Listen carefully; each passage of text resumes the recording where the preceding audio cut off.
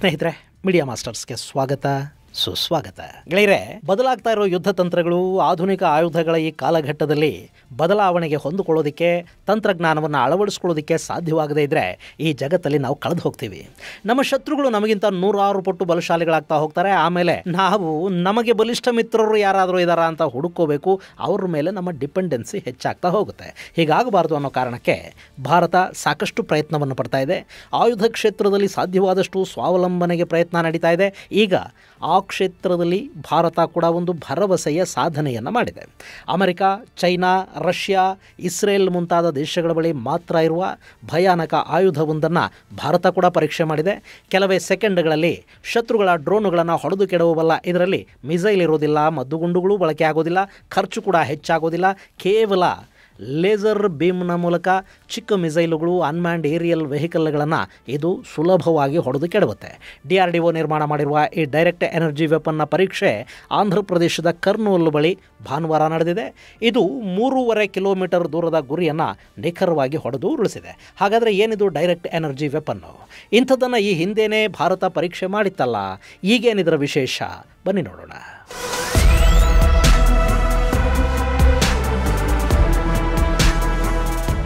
ಗೆಳೆಯರೆ, ಇದು ಡ್ರೋನುಗಳ ಕಾಲ. ನಿಮಗೆ ಗೊತ್ತಲ್ಲ, ಸರ್ವೆಲೆನ್ಸ್ನಿಂದ ಹಿಡಿದು ದಾಳಿ ಮಾಡೋವರೆಗೆ ಈಗ ಡ್ರೋನುಗಳು ಬಳಕೆ ಆಗ್ತಾ ಇವೆ.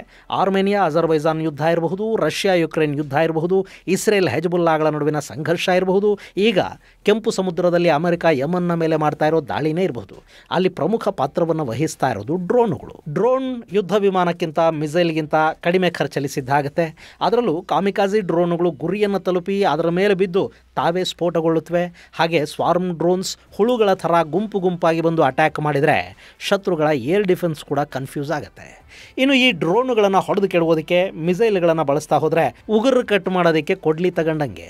ಕಡಿಮೆ ಖರ್ಚಿನ ಡ್ರೋನ್ ಒಂದನ್ನು ಅದರ 10 ಪಟ್ಟು ಹೆಚ್ಚು ಬೆಲೆಯ ಮಿಸೈಲ್ನಲ್ಲಿ ಹೊಡೆದು ಕೆಡವಿದರೆ ಯಾರಿಗೆ ನಷ್ಟ ಹೇಳಿ? ಸೊ ಈ ಡ್ರೋನ್ ಅನ್ನೋದು ಅದನ್ನು ಯಾರು ಬಳಸ್ತಾರೋ ಅವರ ಕೈ ಮೇಲಾಗೋ ಹಾಗೆ ಮಾಡುತ್ತೆ. ಇದರ ವಿರುದ್ಧ ಇದಕ್ಕೆ ಸರಿ ಹೊಂದುವ ಮತ್ತು ಕಡಿಮೆ ಖರ್ಚಿನ ಡಿಫೆನ್ಸ್ ವ್ಯವಸ್ಥೆಯನ್ನು ಮಾಡಿಕೊಳ್ಳದೇ ಇದ್ದರೆ ಡ್ರೋನ್ ಯುದ್ಧಗಳನ್ನು ಗೆಲ್ಲೋದು ಕಷ್ಟ. ಇದು ಇತ್ತೀಚಿನ ಯುದ್ಧಗಳು, ಸಂಘರ್ಷಗಳಲ್ಲಿ ಗೊತ್ತಾಗಿರೋ ವಿಷಯ. ಹೀಗಾಗಿ ನಾನಾ ದೇಶಗಳು ಡ್ರೋನ್ ವಿರುದ್ಧ ಒಂದಷ್ಟು ಆಯುಧಗಳನ್ನು ಕಂಡುಹಿಡಿಯೋ ಪ್ರಯತ್ನದಲ್ಲಿವೆ. ಅದರ ಭಾಗವಾಗಿ ಡ್ರೋನ್ಗಳನ್ನು, ಅದರ ನೆಟ್ವರ್ಕ್ ಸಿಸ್ಟಮನ್ನು ಕಟ್ ಮಾಡುವ ಒಂದಷ್ಟು ಆಯುಧಗಳನ್ನು ಕಂಡುಹಿಡಿಯಲಾಗಿದೆ. ಜೊತೆಗೆ ಅಮೆರಿಕ, ಚೈನಾ, ಇಸ್ರೇಲ್, ಬ್ರಿಟನ್ ಅಂಥ ದೇಶಗಳು ಬರೀ ಡ್ರೋನ್ ಮಾತ್ರ ಅಲ್ಲ, ಯುದ್ಧ ವಿಮಾನಗಳು, ಮಿಸೈಲುಗಳು, ವಾರ್ಶಿಪ್ಗಳನ್ನು ಕೂಡ ಗಮನದಲ್ಲಿಟ್ಟುಕೊಂಡು ಕಡಿಮೆ ಖರ್ಚಿನ ಆಯುಧ ಅನ್ವೇಷಣೆಗೆ ಮುಂದಾಗಿವೆ. ಈಗ ಆ ಪ್ರಯತ್ನದಲ್ಲಿರುವ ದೇಶಗಳ ಪಟ್ಟಿಗೆ ಭಾರತವೂ ಸೇರ್ಪಡೆಯಾಗಿದೆ. ಭಾರತ ತನ್ನ ಮೊದಲ ಡೈರೆಕ್ಟ್ ಎನರ್ಜಿ ವೆಪನ್ನನ್ನು ತಯಾರು ಮಾಡಿಕೊಂಡಿದೆ.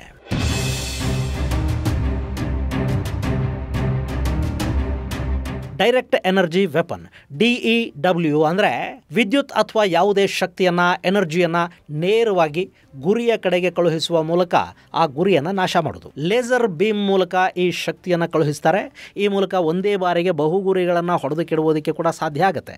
ಇಲ್ಲಿ ಮಿಸೈಲ್ ಅಥವಾ ಇನ್ಯಾವುದೇ ವಾಹಕದ ಅಗತ್ಯ ಇರುವುದಿಲ್ಲ. ಹೀಗಾಗಿ ಇದರ ಖರ್ಚು ತುಂಬಾ ಕಡಿಮೆ. ಒಮ್ಮೆ ಶಕ್ತಿಯನ್ನು ಕಳುಹಿಸೋದಕ್ಕೆ ಬೇಕಾದ ವ್ಯವಸ್ಥೆಯೊಂದನ್ನು ಮಾಡಿಕೊಂಡ್ರೆ ಆಮೇಲೆ ಆಗುವ ಶಕ್ತಿಯ ಉತ್ಪಾದನಾ ಖರ್ಚು ಮಾತ್ರ, ಅದು ತುಂಬ ಹೆಚ್ಚೇನಿರೋದಿಲ್ಲ.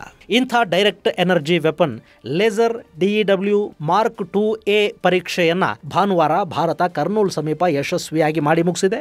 ಒಂದು ಏರ್ಕ್ರಾಫ್ಟು, ಒಂದಷ್ಟು ಡ್ರೋನುಗಳನ್ನು ಇದು ಹೊಡೆದು ಕೆಡವಿದ್ದು, ಪ್ರತ್ಯೇಕವಾಗಿ ಡ್ರೋನುಗಳ ಕ್ಯಾಮರಾಗಳನ್ನು, ಸೆನ್ಸಾರ್ಗಳನ್ನು ನಿಷ್ಕ್ರಿಯಗೊಳಿಸುವುದರಲ್ಲಿ ಕೂಡ ಇದು ಯಶಸ್ಸನ್ನು ಪಡ್ಕೊಂಡಿದೆ.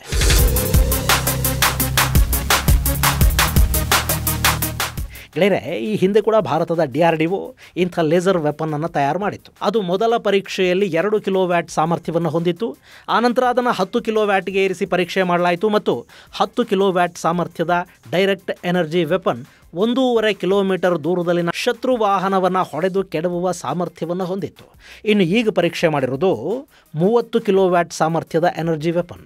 ಇದು 3.5 ಕಿಲೋಮೀಟರ್ ದೂರದಲ್ಲಿನ ಟಾರ್ಗೆಟನ್ನು ಹೊಡೆದು ಕೆಡವಿದೆ.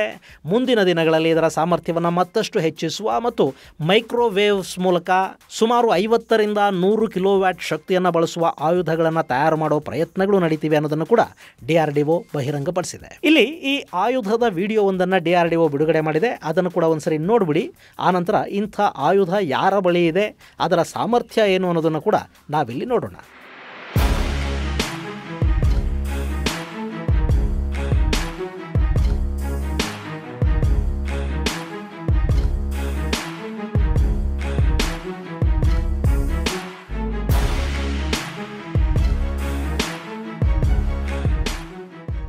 ಇದು ಟ್ರಕ್ ಮೌಂಟೆಡ್ ಆಯುಧ. ಇದರಲ್ಲಿ ಲೇಸರ್ ಬೀಮನ್ನು ಹೊರಹಾಕುವ ಈ ಭಾಗ ಇದೆ ನೋಡಿ, ಇದು ತನ್ನ ಗುರಿಯನ್ನು ಹುಡುಕಿಕೊಳ್ಳೋದಕ್ಕೆ ಬೇಕಾದಂತೆ ರೋಟೇಟ್ ಆಗುತ್ತೆ. ಇದರಲ್ಲಿ integrated drone detection and interdiction system ಇರುತ್ತೆ. ಇದು ತನ್ನ ಗುರಿಯನ್ನು ನಿಖರವಾಗಿ ಗುರುತಿಸಿ ಅದರ ಮೇಲೆ ಲೇಸರ್ ಬೀಮ್ಗಳ ಪ್ರಯೋಗ ಮಾಡುತ್ತೆ. ಇಲ್ಲಿ ನೀವು ನೋಡ್ತಾ ಇದ್ದೀರಲ್ಲ, ಹೀಗೆ ಕೆಲವೇ ಸೆಕೆಂಡ್ಗಳಲ್ಲಿ ಡ್ರೋನ್ ಅಥವಾ ಯಾವುದೇ ಸಣ್ಣ ಫ್ಲೈಯಿಂಗ್ ಆಬ್ಜೆಕ್ಟ್ ಅಲ್ಲಿ ಸುಟ್ಟು ಕರಕಲಾಗಿ ಹೋಗುತ್ತೆ. ಇದು 30 ಕಿಲೋವ್ಯಾಟ್ ಆಯುಧದ ಸಾಮರ್ಥ್ಯ. ಇದೇ 100 ಕಿಲೋವ್ಯಾಟ್ ಆಗಿ ಮೈಕ್ರೋವೇವ್ಸ್ ಮೂಲಕ ಕಳುಹಿಸೋದಕ್ಕೆ ಸಾಧ್ಯವಾಯಿತು ಅಂತ ಇಟ್ಕೊಳ್ಳಿ.